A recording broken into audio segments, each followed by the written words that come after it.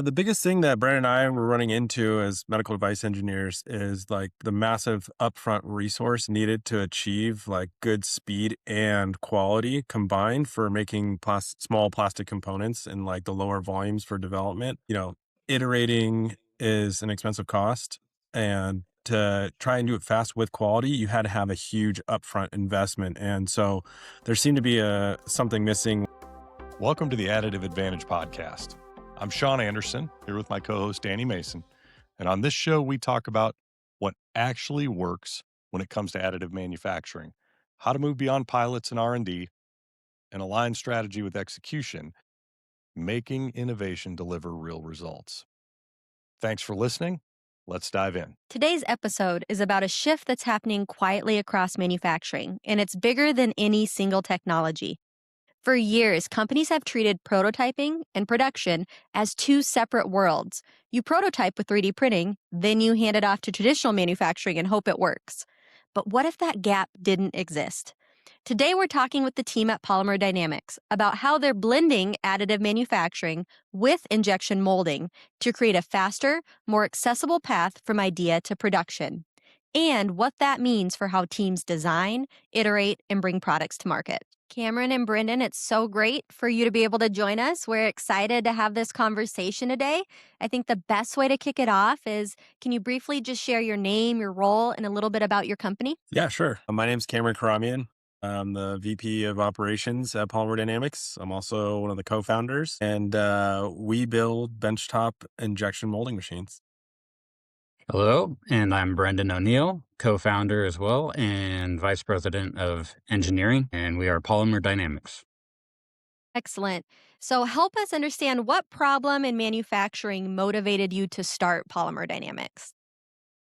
Yeah, the biggest thing that Brandon and I were running into as medical device engineers is like the massive upfront resource needed to achieve like good speed and quality combined for making small plastic components and like the lower volumes for development.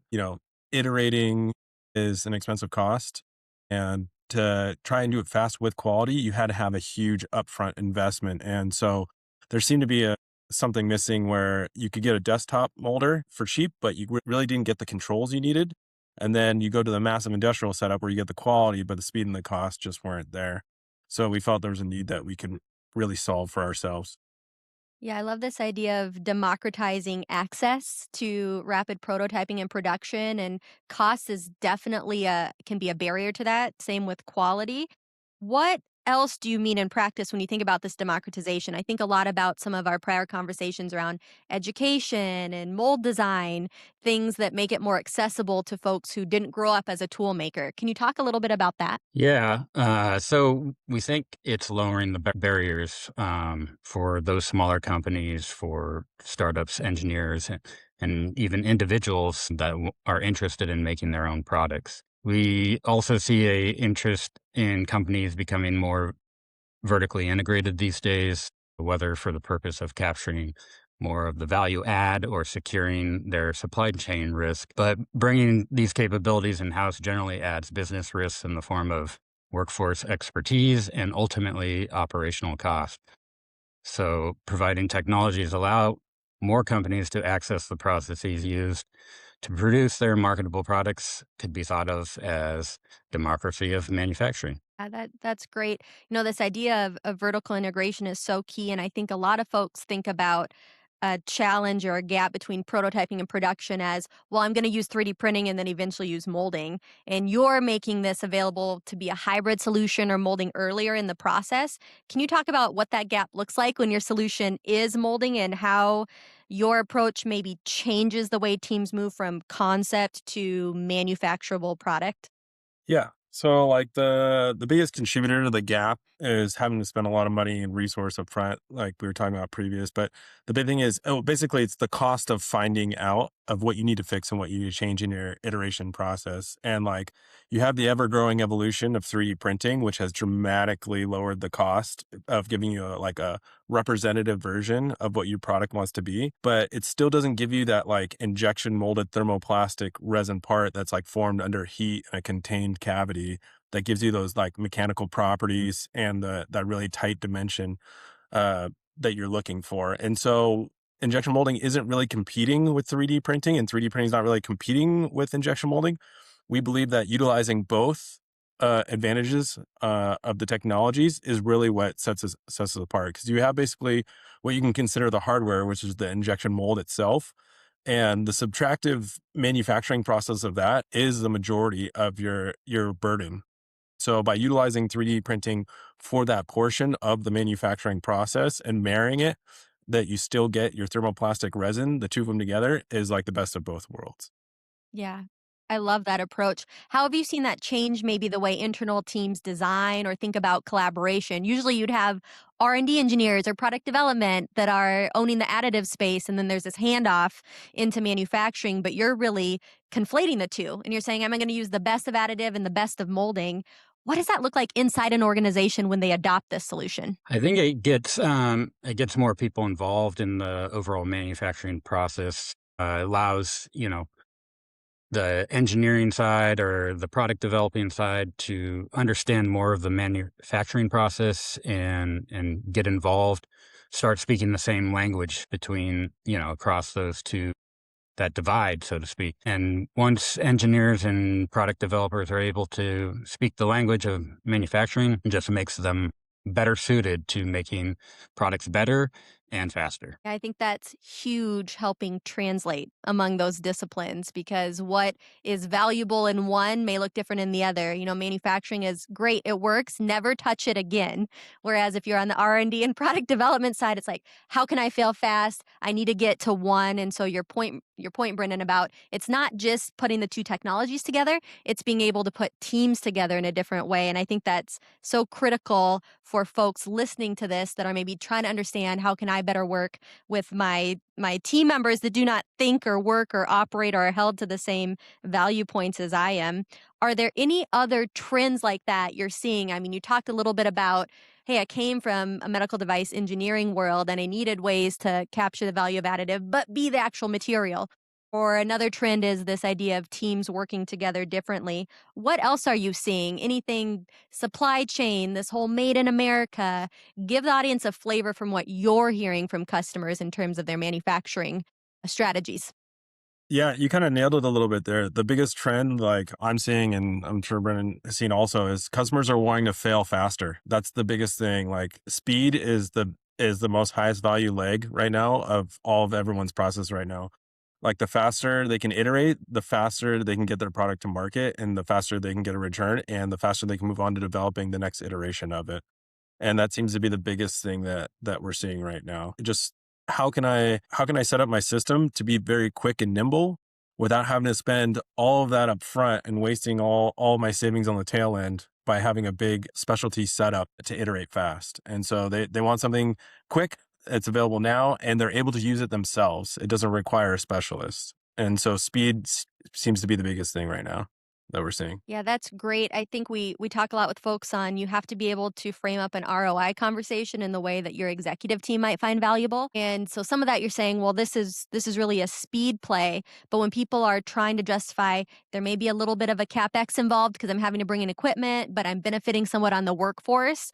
What other bits of that ROI conversation do you think maybe aren't being talked about that people should be considering, or maybe focusing too narrowly on and missing kind of a total cost of ownership or total ROI? Yeah, everything eventually comes back to cost, right? So there needs to be a clear path on the return on investment, but that can be paid in both speed to execution and innovation of products, right? So if a team correctly utilizes in-house molding, they can develop products faster and open up savings through operational efficiency. Perhaps they develop the know-how to innovate the way their products are produced and realize operational savings that way.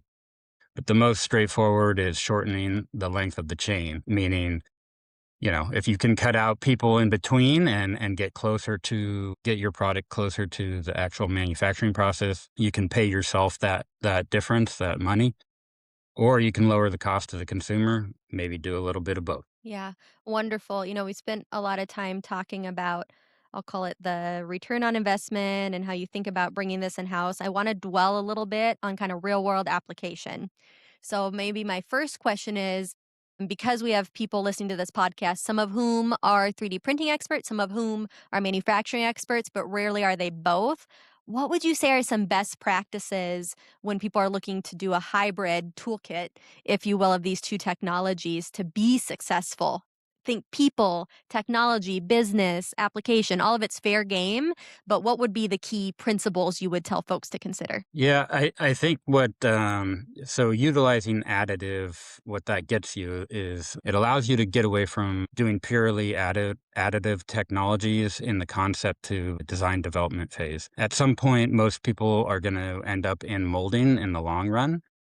And that's to achieve, mechanical properties and just having the marketable type engineering plastics that are available and expected on the market. But what you can do with additive is we're developing prototypes quicker in getting into injection molded parts. And we do that through making tooling that is, we can rapidly iterate within hours or days using additive technologies and start molding parts in that time frame. And that gets us on the bench testing these parts in our application quicker, allows us to, as Cameron talked about earlier, fail faster and tweak the designs, iterate on those designs, and kind of close that loop. That way, we're not spending money outsourcing to tooling manufacturers on designs that are still kind of fluid and need more development. And we can do that iteration cycle in-house, and then once the design has matured, then we can start thinking about that higher cost tooling for injection molding. Yeah, one thing I just want to add on there is the being the expert in manufacturing and 3D printing. It's like the best way is kind of just dip your feet in, and if you could go at it and go at it for without a lot of cost and a lot of time of just trying and kind of realizing, feeling what kind of feedback you get when you're like, oh, I designed it, I didn't think about this, I quickly printed it, I shot it, I looked at my part, and I'm like, this probably could have used a little bit more draft.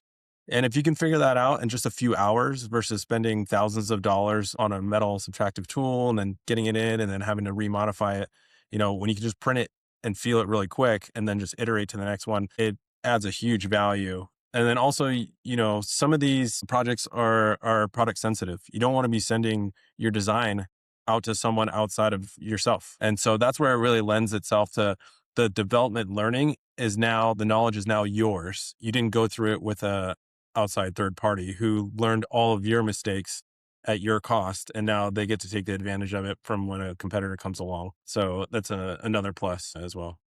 Yeah, I love that point, not only about a skill, I'll call it, of iteration and trial and error, but not paying someone else double to learn from your mistakes as well as execute on that. What other skills would you say current engineers, future engineering workforce should have if manufacturing is going to be democratized and distributed like what you all are talking about? Well, I like the fact that you can initially start with yourself in house, so that when you actually say you reach that mid level of volumes, things get stable, and you do decide to go to a third party for economic reasons, that you actually understand what the process is happening. So when you're talking and communicating with them, you can let them know, hey, I know what's going on here, and when I see an issue, it's I've felt this issue before, and this could be the solution for my product. So you're not really going in blind, just being handed like, oh well, we'll give you this situation. It's going to cost this much to fix it for you, and you have no clue of why that is. You're not really understanding the physics of it because you haven't experienced it yourself. And so when you get to play with all the levers and the knobs and the manufacturing process settings, you get a better feeling and understanding. So you can go with that knowledge and that tool set to that third party before eventually it reaches volumes that make sense to bring it back in house. And there's no learning curve to bring it back in house because you've already done it before.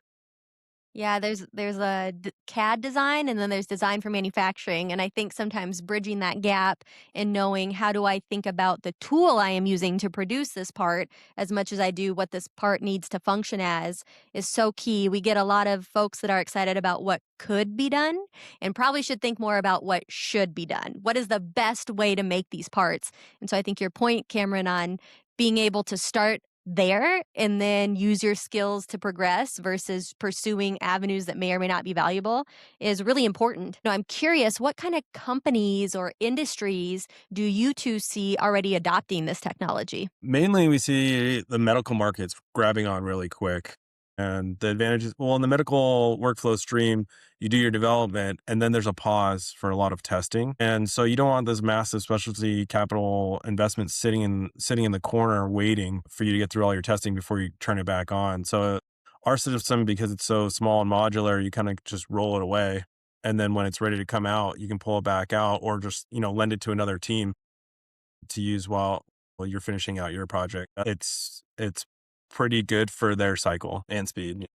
Yeah, and just other all companies that do product development, that are showing interest in this technology.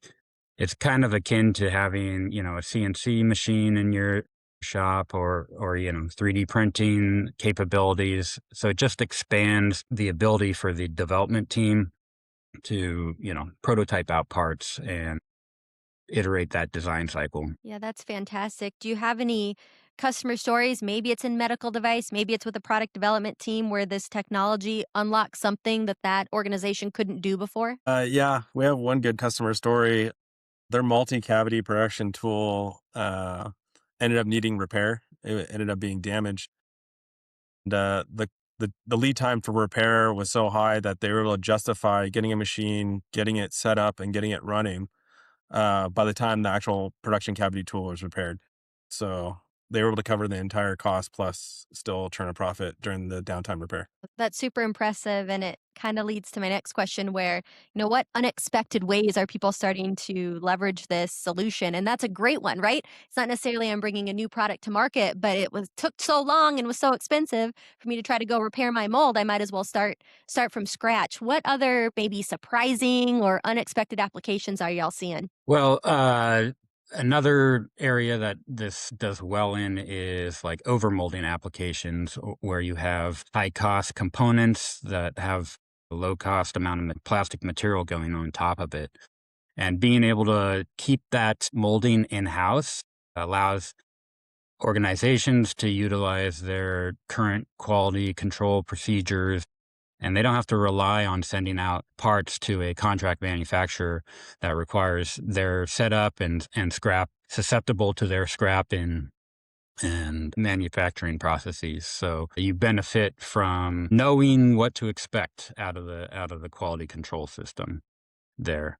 The other area or industry of interest is kind of like hobbyist level or, do it yourself maker types. They're definitely interested in the equipment because at that level, they've seen the desktop versions of molding machines because you either have really low cost molding machines, which is desktop, or you have really high cost molding operations, which, are large machines that require full facilities and maintenance departments as well as process engineers. So hobbyists see our machine as the in between and they're excited about it, although maybe not priced quite as low as what they were expecting in a desktop, but that's because we're offering industrial level process control as well. I think that that's a big deal. We see that a lot too, where can it be accessible to a business in terms of the ROI, but still offer that industrial grade experience? And you touched on something, process control, which manufacturing audience is a forehead slapper. Sometimes talking to an additive manufacturing audience, that is a novel concept where, yes, we do need to be able to think about that the same way. How have you coached people through process control, how to think about what is key to quality so that they can get the same results at their facility that you all are getting when you're going through that process with them the first time? Yeah. So, yeah, it's always been a daunting thing that's been scaring a lot of people from our customer standpoint of like the machine interface. It just seems so daunting on these industrial machines with like multiple pages and graphs and charts. And if you really just focus on the fundamentals of plastics and plastics rheology, there's a simple few steps that really cover 90 plus percent of most processes. And then that tail end is specific to your part. And that's where once you understand the basic principles, then you're making those finer adjustments on the tail end yourself. And we try to simplify that as much as possible. So by lowering the barrier to entry, not only on cost and space, but the ability to use the machine in a simplistic fashion. We just have one main screen with all your settings. And I mean, we have customers who've never molded before in their life. And, we put their tool, their part in there, and within 4 hours, they're building their own process for their tool. So I don't want to say we dumb it down, but we just stick to the fundamentals and the basics of how plastic flows under the condition it's going through. And it kind of connects what you're telling the machine to do and then what the plastic is doing. And when you're looking at your part, what it's saying, hey, I tried to do this, but this is what I actually did. What knob or what button, what number can you change to help me get the rest of what I'm looking for? And it's pretty simple. And again, the more you play with it, the more you get to understand and feel it. Yeah. Yeah, I think that user experience is definitely underrated in terms of that accessibility as well. Price point could be one thing, but if it's too hard to use or you need a skilled technician to use it, you're right back where a lot of tool Yep. makers are, which is Yeah. that profession, highly skilled individuals with a dwindling workforce, if you will. And so I think that's key that you brought that up. I kind of want to spend the last period of our time together being more future focused. And I'll ask y'all some questions around that, and then you guys can pull the straw to see who wants to answer each one of them. But how do you see this relationship between additive manufacturing and molding evolving over the next, say, 5 years, 5, 10 years? As I see the advancements of 3D printing technology developing, it's only going to make it easier to manufacture and injection mold. I think both of them going forward together, just like we're innovating on the injection molding side with the equipment, same with 3D printing. And as I go forward, the DFM portion is even going to get simpler with software. Love that. And I actually want to ask you too, what trends generally in manufacturing are you watching right now? Like you mentioned something about thinking about DFM and what is software going to do for that process. But I'd love both your perspectives on manufacturing trends that you guys are keeping an eye on. Yeah. I don't want to name drop the AI term, but it is a real thing. You've noticed a lot of people are communicating verbally with AI and, we've seen videos. Soon it'll get to the 3D rendering realm. And once that hurdle is crossed, you're going to need a lot more physical real life equipment to handle that influx of design. The more people can create, the better. It's going to make all of our lives simpler, easier, smoother, sustainable. And so once that starts to progress more and more, you're going to want to have the physical equipment to start taking those ideas from the software and putting it into reality. Think there's so much there. There's the product development side, there's the project management side, there's process development. And so to your point, seeing the interface of the technology and people and what that will affect in terms of getting a product to market will be pretty interesting to see how that unfolds in the next few years. I always like to end on kind of a practical, tactical takeaway for people. So if a company is looking at wanting to build, call it a faster, more resilient manufacturing or supply chain strategy, and they're looking at this, where should they even start? Think, I haven't done this at all before, so I need to figure out application, workforce, equipment. Give some takeaways on for companies to say, okay, here's the top 5 things or the first couple steps that I should take if I'm looking at doing something like this. Yeah. I mean, hopefully they have a product that meets a market need right off the bat. Uh, Yeah, that's agreed. that's yeah, you can make the coolest thing ever, but if nobody needs it, it doesn't really sell very well. From our standpoint of how we work with our customers, we tell them, "Hey, show us what you have. Let's do this first round together." Type deal, so we can de-risk any kind of thoughts and processes you guys might have in your head of what's the unknown hurdle, so we could wash that all away and say, hey, will this system work for your application? If it's best suited for sure, but if it's not, like, let's not lead you down a path that's going to hurt. And really it's like, so is my part big? Is it small? Do I need a big system, a small system? Volume wise, is a bigger system going to be better investment versus a small? But either way, finding out just that litmus test of the feedback of, is my product going to do what I hope it's going to do, is that first level that we start to work with. That's great, Cameron. Wonderful. Well, I appreciate you both being on today and giving people a peek behind the curtain of how they might be able to use additive differently than they have been so far and really have this hybrid approach with molding that makes it more accessible to be vertically integrated and bring products to market the way you think they should be with the materials you know will work. So it's been wonderful talking with you all today, and I think our audience will look forward to hearing the takeaways. Awesome. Really appreciate it. Some amazing insights in that episode. I love the focus on, it's not the technology, but it's how fast can you iterate? How can you get those products to market faster? At the end of the day, it's something we've talked so much about on Additive Advantage. It's back to business outcomes, not getting just hung up on the technology. I'm curious, though, what stood out most to you in terms of this combination of injection molding and additive manufacturing, as opposed to one versus the other? Yeah, I think with a lot of folks, they see it as a handoff. Well, I'm going to use additive manufacturing until I hit a certain volume threshold, and then I'll switch over to injection molding. And they really take the approach that if we're going to democratize manufacturing and accessibility to be able to get in products the way you want them, you have to look at it as a hybrid solution.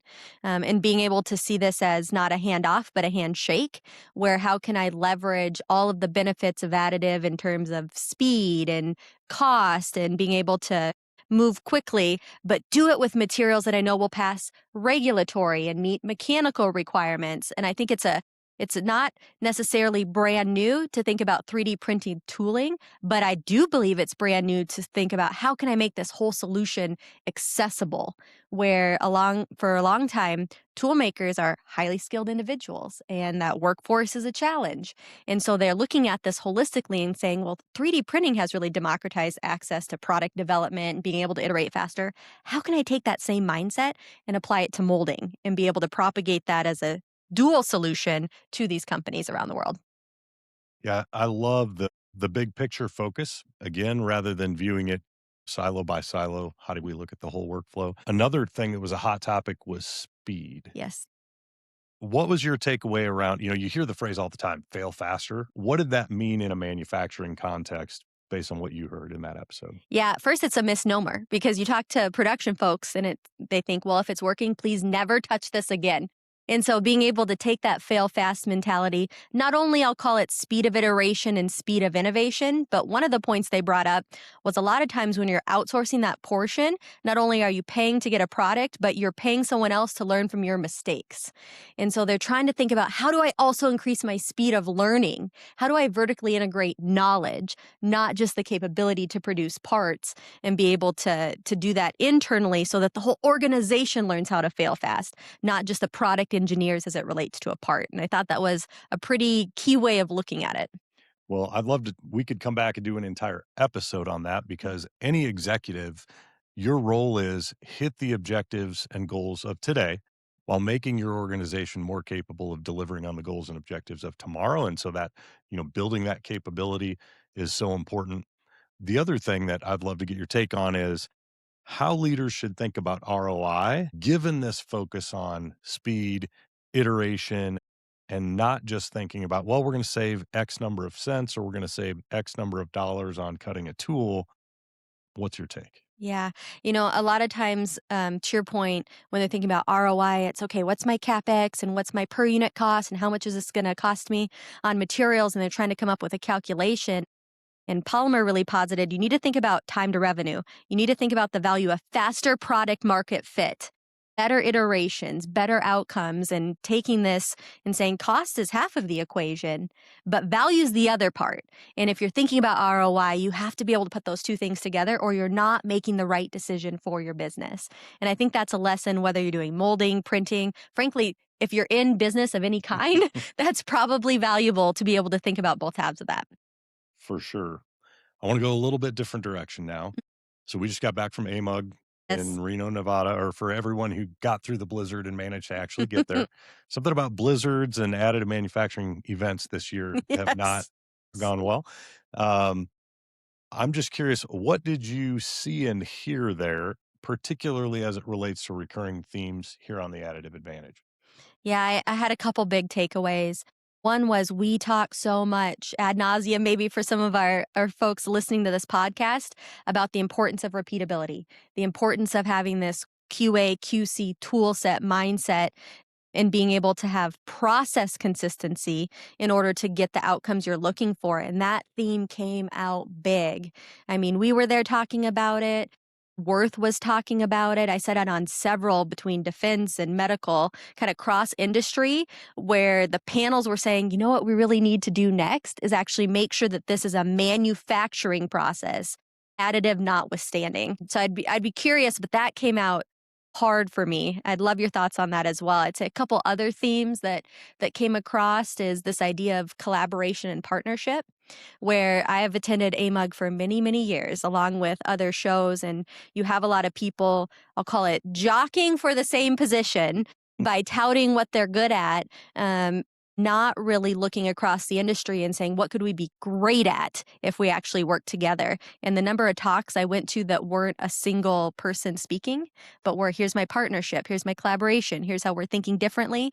And just the conversations over networking lunch that were around that nature was the highest I think it's ever been. The last one I would put in this kind of novel technologies that are application specific. So I've been to AMUG where microprinting has been a topic.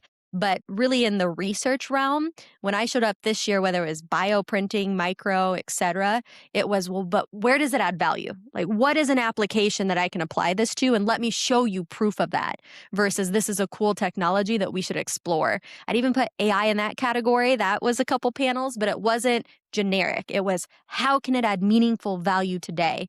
And so I think as an industry, we've done some introspection and realized we need to be intentional about where things can provide benefit immediately, not a hype cycle that's a couple years away.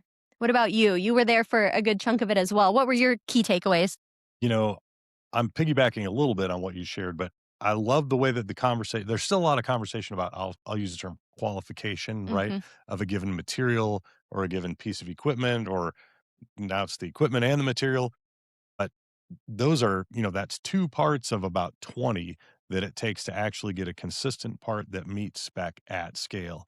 And so to the extent we can move beyond just qualification, and again, if you listen to this podcast, you hear this term all the time. But when we think about what is your approach to design quality in on the front end, not just to the part, but to the process you use to produce those parts so that you can get away from this just, brutal 100% inspection, measuring 12 different things on every part. And if you're producing, some metal aerospace part out of unobtainium, it'll tolerate that level of expenditure on the back end. But in polymer additive, you've got to have a QA QC strategy on the front end, or your ROI will just die on the hill of 100% inspection on the back end. And so moving beyond just qualification of the machine and material, I thought was excellent to see. Some of the other things that I thought were very interesting, you talk about the focus on applications, and I don't know if it was introspection or just people really looking at their income statement and balance sheet, but I think, our industry is getting smarter about this. The other thing I thought was interesting is when you just walked through the what I'll call the trade show area, folks were a lot more conservative on their marketing spend, which I Mm-hmm. take as a good thing in an industry that's been known for giant trade show booths and, not a lot to show on the back end. The other thing that jumped out at me is the number of people who wanted to talk about production. Mm-hmm. So it used to be, you and I've been to a ton of these. It used to be, it's, hey, I'm trying to make this thing. I can't make it any other way.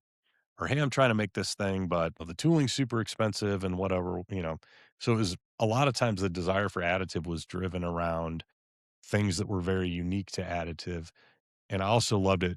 You brought it out of the Polymer Dynamics episode of, it's a combination of additive and traditional production, viewing additive as a phase. And I love the handshake analogy that you used. That was a topic that came up in conversation over and over and over again. To me, that tells me we are moving in the right direction. Customers are definitely getting smarter about how to leverage additive for the things that it's good at rather than, just the run some prototypes, get to market quickly, but oh crap, I cut a tool and I'm locked in on some things that it turns out my customers don't love. All of that was really encouraging to me. I would say best AMUG I've been to, I think that was number 6 for me. And love Reno. In case anybody on the AMUG board is listening, beats the heck out of a basement in Chicago. And the food was fantastic. The food was excellent. Yeah, loved it. Yeah, it was a great show. Well, if there's one theme that emerged from this conversation, it's this: speed is the competitive advantage. The companies that win aren't just the ones with the best ideas. They're the ones that can iterate, test, and scale faster than everyone else.